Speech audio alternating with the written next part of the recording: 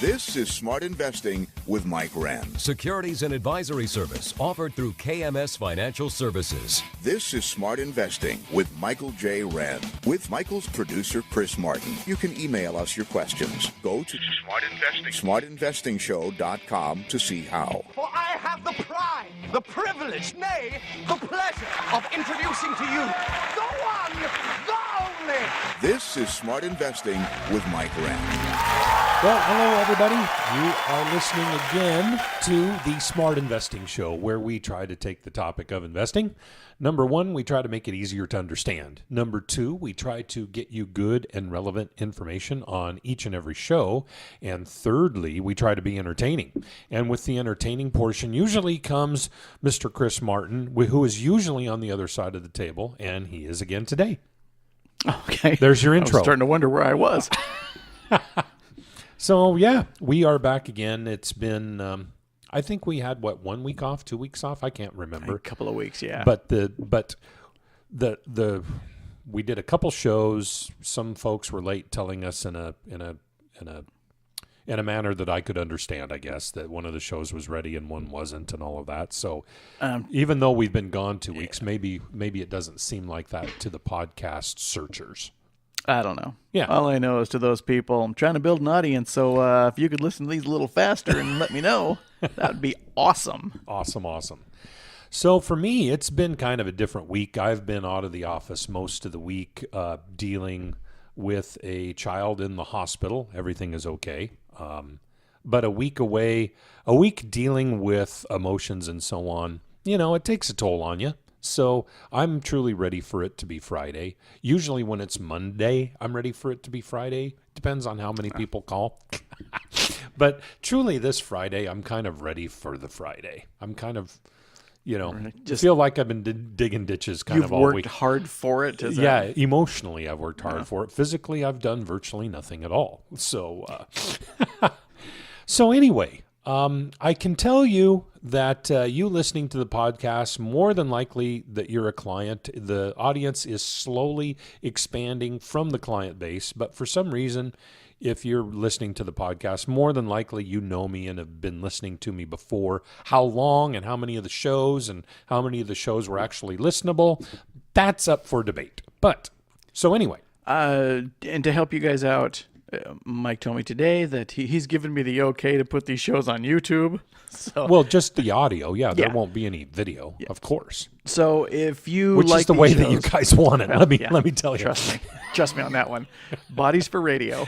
So if you guys want to say, hey, you should listen to Mike's show or something like that, or you're cruising the internet and it's easier that way, probably by Sunday I will have a link on the Smart Investing Show website that will take you to the YouTube channel that I'm going to create. So these shows will be on audio, but they'll be on YouTube if it's easier for you to listen to. Yeah, I think so. Okay, great. And then send people there. Because it's easier to just tell people, hey, go to this place, than giving them a podcatcher or addresses and all that. And okay, here's my phone. Listen to this. You don't want that because then they find pictures that you don't want them to have. And did I speak too much? Because I got pictures on my phone I don't want people to have. No, so. I think that you gave enough information that can be the show. Let's just wrap it up, and this will, thanks for listening. Yeah, this, kind of like getting out of school early when you're in public school. We're going to let you out early today. Hot damn, you're out of school. And should I do a disclaimer for the regulators? I'm not asking for likes. I'm just telling people where the website is. Yeah, yeah, exactly. That you have to have some notification. So anyway. What I was leading to, that if you're listening to the podcast, more than likely you have some sort of knowledge of us prior. Well, heaven help you if this is the first one. Yeah, you're lucky. You're so lucky. I've been getting more and more and more and more calls from clients that they are getting skittish already, which I live in a different world than my clients. Their reality and my reality are emotionally different. I'm sure that the realities are the same, but what affects a client emotionally almost never affects me emotionally. And I would say, especially after being in a hospital for a week, I would say that it's probably, I'm not putting myself at the, well, I am, a surgeon. What freaks a surgeon out is probably next to nothing because they have seen it all and they're doing just important work. And what might be scarier than anything to you and me, Chris, to the surgeon is probably not so scary. I would say it's just another your job. Another day at the office, And I would say if you're a surgeon, you're kind of at the top of the class. So you're not down here with the privates and you see a cut leg and you freak out and a surgeon's like, whatever. Of course, all the knowledge I know about surgery is from Dr. Strange and MASH, so I could be speaking out my butt. No, actually, I would say that it coming from MASH, it's probably better than a lot of the stuff that somebody could find on the internet for the most part, just because of what the internet has evolved into. So anyway, I'm trying to use that as the starting point for today's podcast because I realize that because I'm doing it for a living for everybody else, and I'm in the doing it every day, making decisions every single day, getting research every single day, inputting into my brain. It's cumulative over almost 30 years of doing this. So I realize that there's going to be some sort of disconnect with what emotionally will affect a client and what won't. Number one, all of you folks listening to the podcast are different, okay? And I truly realize that. Let's compare and contrast this podcast for a second to all of the other financial shows that you can find in the greater Spokane area right now. They are either unlistenable because they are so boring that it's akin to listening to paint dry, or and that's just the morning shows. Yeah, or you have shows that definitely have a sales pitch or a take, or they, when people have some strategy out there, the word strategy actually it's starting to get underneath my skin because it's a strategy for usually either justifying their place in the world or a strategy for selling you something or a combination of both. For example, how many folks that you've talked to from my industry or that are in the media that let's put it a different way, people in my industry that seek media attention or to seek public attention? Yes. How many of them in my industry will be so frank as to tell you, the podcast listener, that even of my clients, I'm unsure how many would choose a lifetime pension versus their 401k, but I know it would be a percentage. I absolutely know that. I also know that if you ask the average person walking on the street if they would like a check for life when they retire versus some sort of an investment account, I realize that 9 out of 10 or more, 9.5 out of 10 or more of these people are going to choose the check for life. I realize that. Number one, that makes me different in my industry, realizing that there's a lot of people that don't want what I do, and they would rather avoid what I do or avoid dealing with me in my industry. Am I going to try to convert those souls? No, I'm not. My industry, however, to make a sale, yes, they will. They are willing to tell them about the strategies that they have that can calm them down. It has nothing to deal with calming down or anything like that. People want what they want. They want a level of security that sometimes is darn near unattainable. But that monthly check for the rest of their life, that makes a lot of people feel comfortable. And to be frank and blunt with you, that's not the space that I'm typically in. Because to get a check for life requires one of two things usually. You to be employed by some entity that offers that pension to you, which has nothing to do with me. It's the entity and the third-party administrator or the people that they've hired to run their pension plan, like a union, the trustees that run the pension plan and hire and fire big-time managers like myself. They are the ones making the decisions on who they deal with in the investment world, usually, unfortunately, but not always, but usually avoiding most of the sales pitches out there. So they do what they do, and these entities can give you a pension. The other way that you can get a check for life is by having a product, an investment product. And I hate saying the word always, so I'm going to say the vast majority of the time, that sort of product that's going to give you a lifetime check is going to be from an insurance company. Again, I can do that stuff, but I choose not to because they're products. They're not, to me, it's not in the investment realm. It's kind of like you're choosing a car with these features and benefits, and if you make these choices, this is about the type of lifetime check that you're going to get. It's cut and dry, done and dusted, boom, there you go. That's where your security comes from. That's why I don't talk about it very often, because I choose not to be in that space, because then I just become a seller of those products. People think that they have investment acumen when they are selling those products to the public, which would be annuities, I guess. I'll just come out and say it, annuities or anything like that, and all the different flavors and colors of annuities. My opinion, it's my opinion. I'm entitled to it. It's not a fact. It's an opinion. My opinion is those people have little to no investment acumen or experience at all. They are highly experienced at attracting your attention.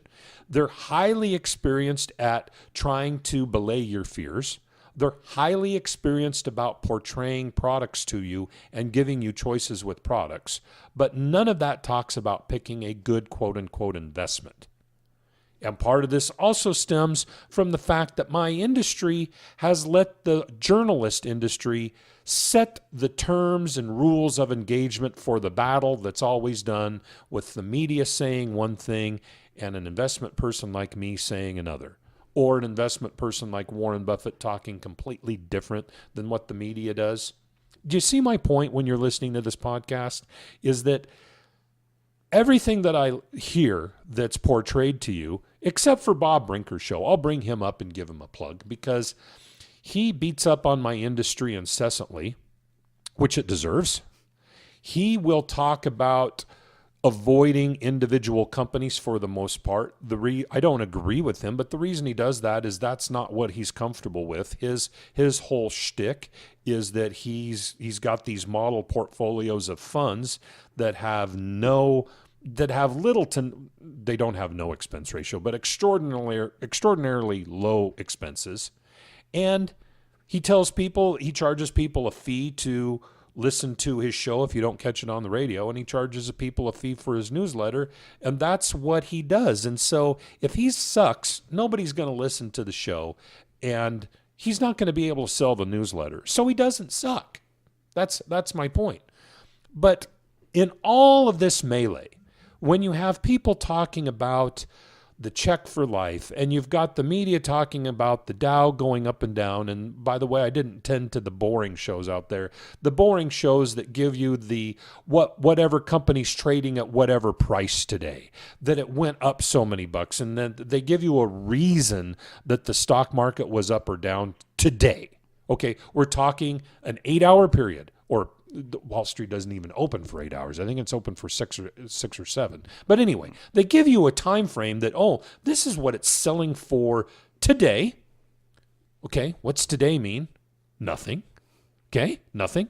Because whether we're talking products that give you a check for life, or investments to try to create an income later on, or growth of wealth later on, we're talking extraordinarily long periods of time.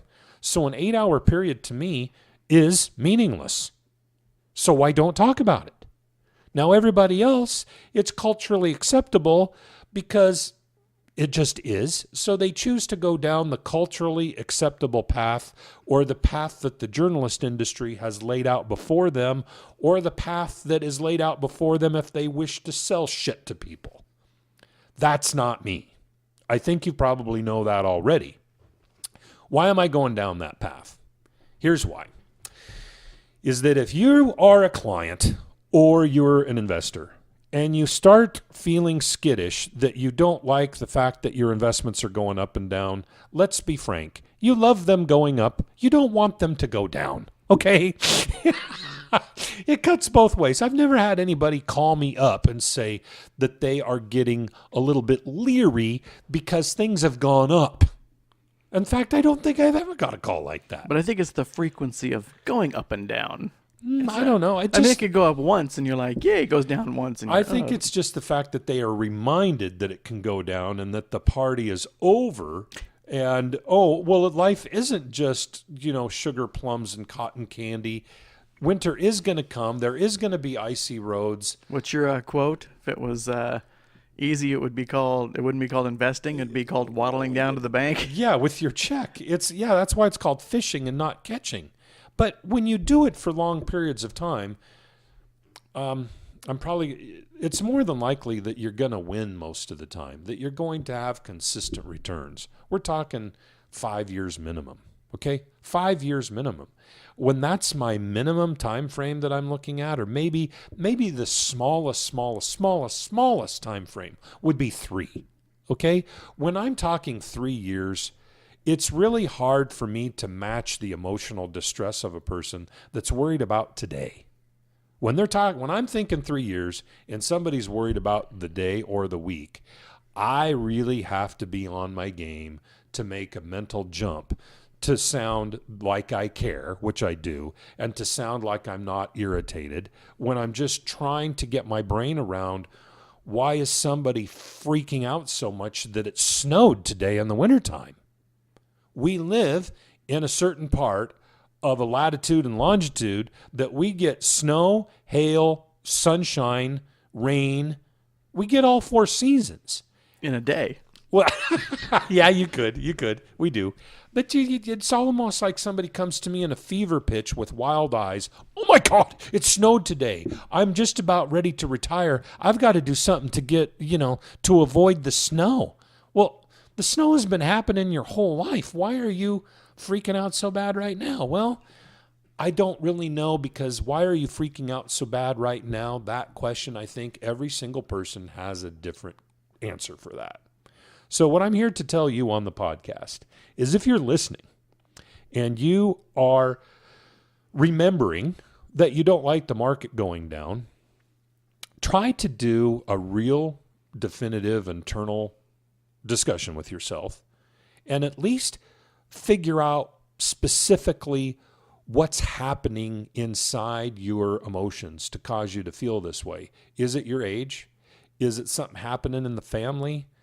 Is it the fact that you just, that you kind of have planned for it, but the planning for it was a little bit ethereal, and now that retirement is here in front of you and real, that it's scary? It will help me help you if you can be just slightly more specific, and I'll ask these questions to every single client. Also, what I'm going to be doing this summer, because this summer is going to be, just because of circumstances, family, and because of me, I think it's probably going to be a mellow summer where I'm going to be working most of the part of it. And I'm going to be taking advantage of the dog days of summer when most people, the big mucky mucks back in New York, when they typically go to the Hamptons for 2, 3, 4 weeks, when there's a lot of vacations going on, the volume of the market tends to dip in the summertime. Very reasonable, because a lot of people aren't attending work in the summer. That's when it's popular to take vacations. Same thing on Wall Street to the nth degree, because you've seen the movies. So anyway, I'm going to take advantage of that and try to contact it. I'd like to try to get in front of every client by the time school rolls around, by the time September rolls around. And why that's important is twofold. Obviously, look at the portfolios to see what companies people like, and to see what companies that I've made a mistake on that maybe we might want to sell, maybe what companies that the clients love but I don't love so much, and also to do an emotional gut check. Maybe it's time, when somebody starts getting scared about market volatility, then maybe we should own less of things that go up and down. And what I mean by that is, first off, maybe you just should maybe have some more cash I'm not talking selling you some panacea of an investment product that says, hey, it's going to do this and this and this and this. And even when the market goes down, because truly a lot of that is bullshit. Okay. They are, so those products, the way that they're portrayed to you, a statistics person can say, yes, it does do what they said they do. But in the real terms of your emotions, they're portraying it to you like it's not, the Band-Aid isn't going to, it's going to hurt significantly less than other Band-Aids when they're ripped off your hairy skin. But yet when this Band-Aid's ripped off your hairy skin, you can't really tell the difference, that it still hurt, even though you have a statistician telling you that hurt, that Band-Aid, we can scientifically prove to you that that Band-Aid hurt 4% less than the other Band-Aid. You can't feel a 4% difference when you want to hit somebody. And when your investment portfolio goes down, when it goes, everybody's different. When it goes down beyond that amount that you're comfortable with, there's no product on earth that's going to make you feel better. You're just going to be scared. No, alcohol. Yeah. Oh, investment product. Sorry.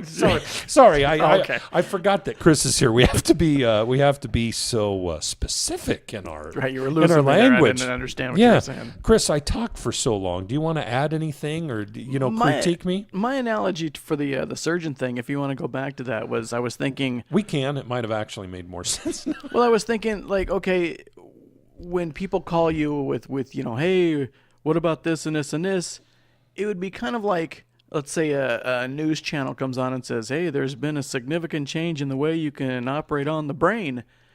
Would you go to a surgeon that day and go, hey, look, I was watching the television today?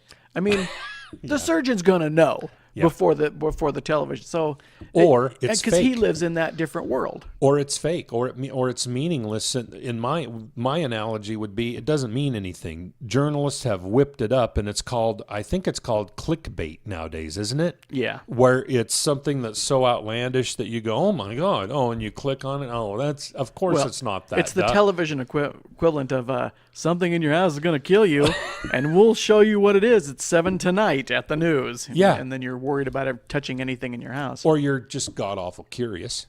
Well, yeah. And then, so, things, obviously we've heard the adage, things are too good to be true. They usually are. On the internet, if it's too bad to be true, it probably is that as well. Probably. Yeah. Just saying. Yeah. So I'm just saying, speaking of clickbait, I'm actually going to invest in a new online fishing store called Clickbait. I think it's the perfect time. Exactly. So let's take a break. I'll figure out what else I'm going to talk about on the show. It's going to be the same sort of thing, but basically, I hear everybody's emotions. We're going to be trying to deal with them. Let's take a quick break, and we'll be right back. This is Smart Investing with Michael J. Wren. I'm all about having fun. Get a couple of cocktails in me, start a fire in someone's kitchen.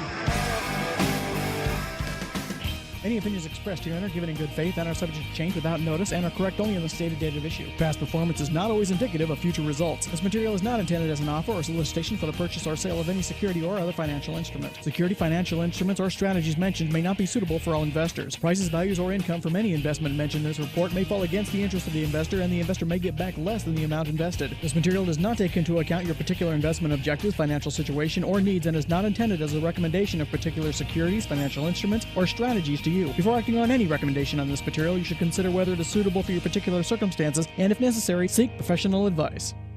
You're listening to Michael Wren. Maybe we should chug on over to Mamby-Pamby land, where maybe we can find some self-confidence for you jackwagon. Okay, we're back. Thanks for letting us take that small break.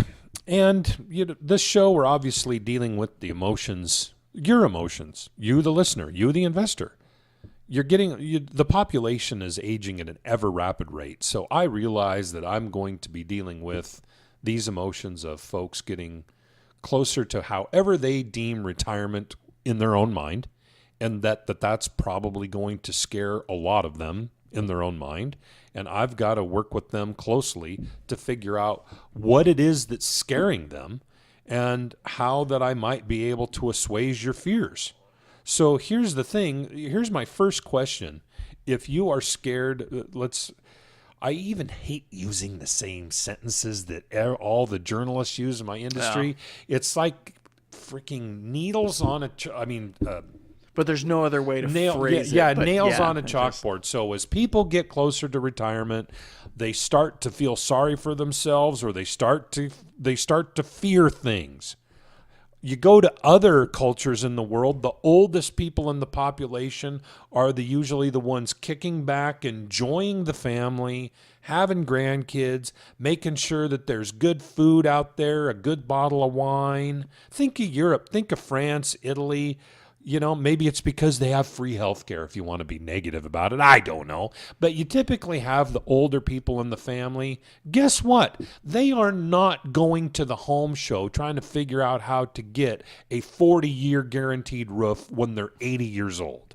Don't buy any green bananas. Yeah, I mean, shit, they're not thinking that. They are thinking of happiness. They're thinking of when's the next get together with the family, what kind of wine they want to have next. I can't remember. There was an actor who said, he goes, I always hate it when people say, well, how you doing?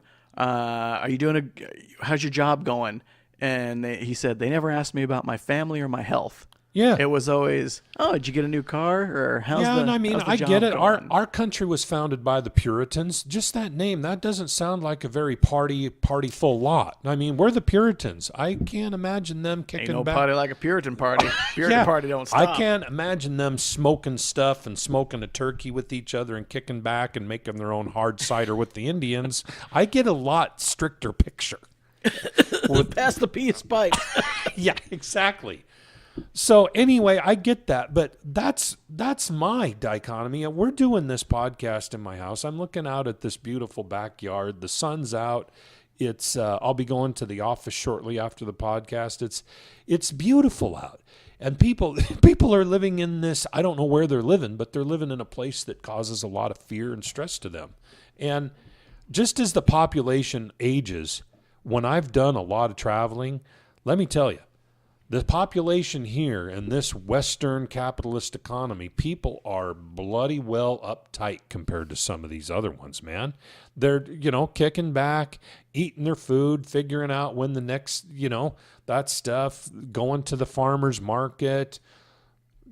People here watch CNBC. We're in that phase of the social media makes you like you're dumb if you're not having an exciting life.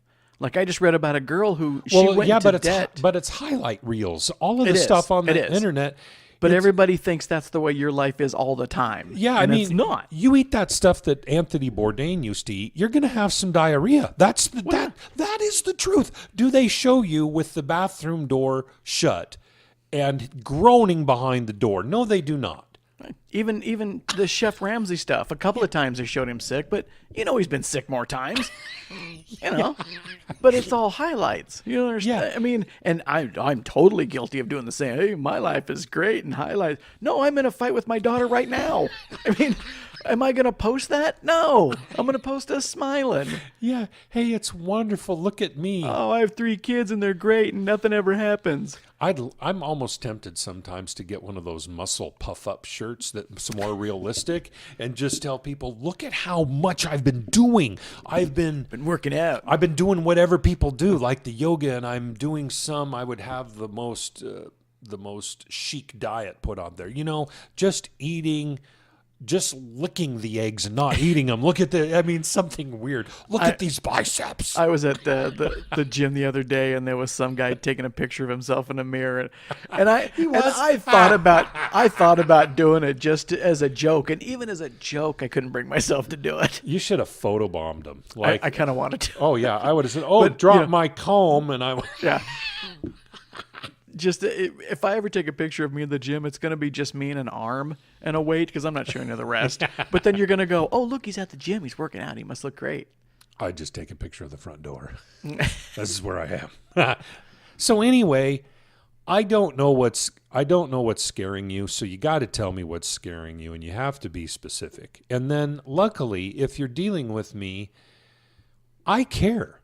With this gruff exterior or gruff verbiage or sarcastic talk, what's behind that? Guess what you're not getting? You're not getting a big billboard that says that I sell annuities and I can make everything perfect with a product. You're not getting a big billboard with a smile that says, come to my client appreciation dinner. Just make sure you bring a friend so I can get them into Amway too. I mean, you're not getting that from me, okay? You're getting the real stuff. And if we go back to the whole social media thing, like, they don't choose people for Survivor and American. They don't choose those people because they're normal. No. They choose them because they get your attention. And that's what There's something weird about does. Them. Yeah, they're the people that you'd want to stab in the back of the neck when they're in the front of the line of the grocery store. But they're the people you watch. Yeah. And that's what they want. I mean, no offense to, like, Jim Cramer and all this stuff, but he's smashing things with a mallet like Gallagher. You're watching that. Yeah. Because it's not normal.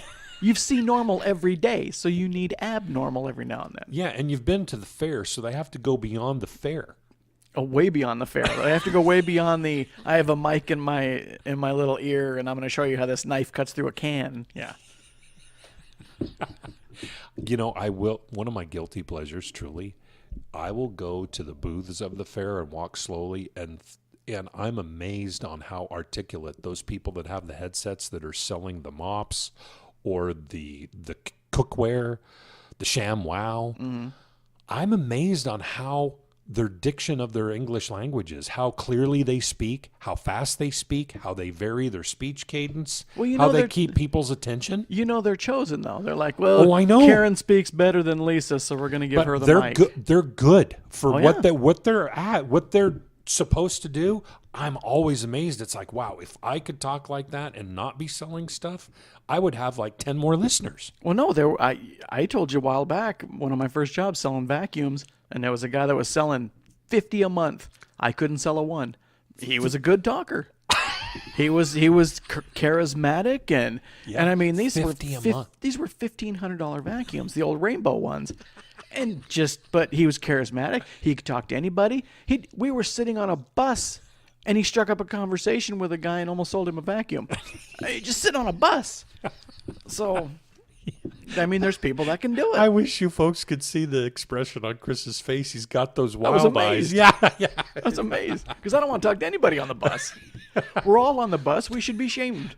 So, only here, not in a real city. Well, not a real city.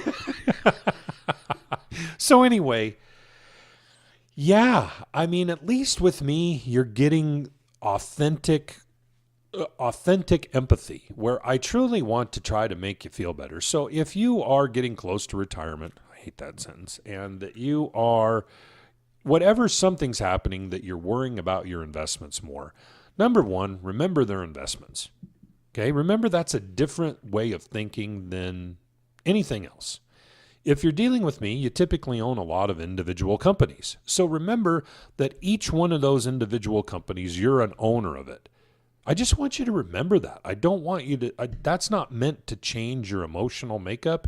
It's just meant that if you have a little bit of anxiety, one of the best ways to combat anxiety is just to do a mental what then list. Well, what do I have list? What am I actually scared about? Okay, well, I'm actually scared about this. Let's say you are on a cruise ship. I'm actually scared about it sinking. Well, what's the first thing that's going to happen? They're going to ring a bell. They're going to have some alarm. What's the next thing that's going to happen? You probably gather at certain points. What's the next thing?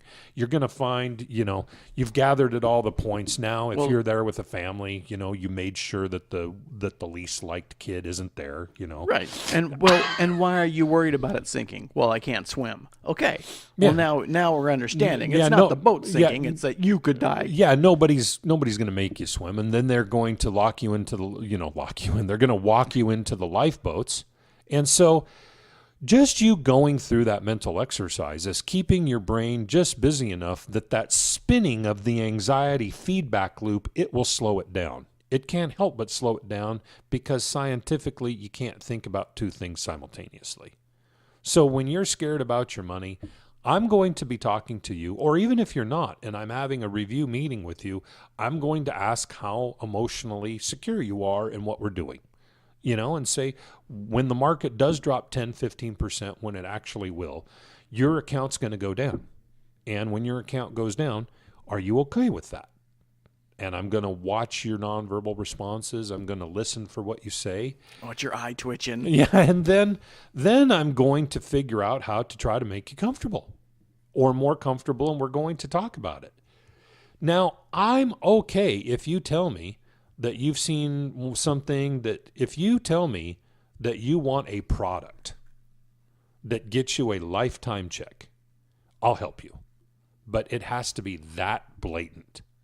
What nobody's telling you is that in order to get that security that you wish, you have to give up. I won't say all the growth attainable to you for the rest of your life, but you're giving up most of it. Because the insurance company that's giving you the guarantee, now they're on the hook for the volatility. And since they're giving you a guarantee, when they manage the money better and they get gains, they want to keep them. Because they're the ones swimming in the magical pool of volatility. See, you're happy when things go up and you're unhappy when things go down. If I could talk to people, I would like to, if I could get inside of each person's head, I'd like to try to, just tweak their emotions just a little bit and take a little bit of the endorphins away on both sides of the equation. Well, the endorphins are good. So when your account's going up, I'd like to suck a few of those endorphins out of the person's brain, because to me, it's just a foregone conclusion. I'm going to mention a company, McDonald's. It's not a solicitation to buy or sell. But you see the advancements.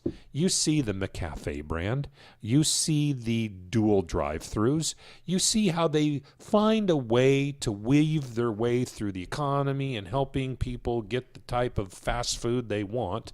And they become more profitable over time. Or another company, not a solicitation to buy or sell, is Costco.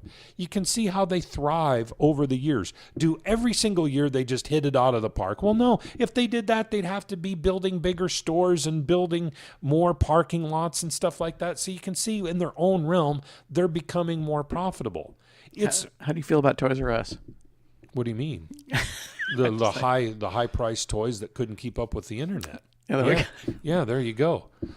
So no, I shouldn't buy into them? Yeah, I guess not. Okay. So anyway, you've got it's a foregone conclusion when you've got smart people running really good companies that have already been in business for multiple decades, and they continue to be in business, and they continue to try to do their best. For me, it's kind of a foregone conclusion that they become more profitable over time. And when they become more profitable over time, the company's going to be worth more over time. So when your portfolio goes up, when my portfolio goes up, I don't get all that excited, because I know that it's going to happen at some point when those companies become more profitable. And it's like whack-a-mole. They don't become more profitable all at the time. They become more profitable in fits and starts. You don't see it that way typically as the normal client, because you're just seeing the whole market going up and everybody being happy, and the whole market going down and everybody being sad. But it's actually that action's actually meaningless but helpful. It's meaningless long term, but it's helpful when we go shopping. When somebody like me is swimming in the lovely magical pool of volatility, I don't get so hyped up when things go up, and when they go down, I start raising my eyebrows, and I'm thinking, people are getting a little pessimistic. There's almost nobody at that garage sale. I bet you there's some good stuff in there. Boom, there I go. You were making a face. What do you mean? I don't need that image of you swimming around a pool. I don't need that in my head. It's like 10 o'clock in the morning. Well, I said volatility. There's a lot of swells and waves. It's not a pleasurable picture. No, I'm just kidding. No, it's not. You paint that pool of whatever color you want. So anyway, that's where my emotions are at. I think the forward advancement of, let's say, the Dow Jones Industrial Average and the S&P 500 and the prices of individual companies, those trending upward over time is a foregone conclusion to Mike Wren, because I understand the reality of the past, present, and probably what might be the future. That the path of human existence, as as Franklin D. Roosevelt said, is an ever upward sloping path. And that is what we have had for the entire history of the investment markets in the United States when you look at them over a 200-year time frame. If you look at them at a meaningless daily frame or a meaningless hourly frame, you could get anything. I don't look at that. I look at much more representative time frames. But again, looking at those representative time frames, just the fact that I think differently, I know that I'm not you. I know that I'm not in your head. I know that I have to ask you decent enough, specific enough questions that I can try to figure out what you're feeling. So then we can talk frankly about if you are feeling skittish right now, trying to figure out what sort of reasonable changes that we could make that would make you feel better. I'm Mike Wren. It's been the show Smart Investing. Chris Martin's your host across from the table. Thanks for listening, and we'll be back again in another week or so. And don't forget, if you want to hear more of these shows, or if you just rather cruise the internet while you're listening, I'll be putting a link up to the YouTube site as soon as possible to click over there to the channel, and you can listen to them and tell your friends. Thanks for listening. Have a good day.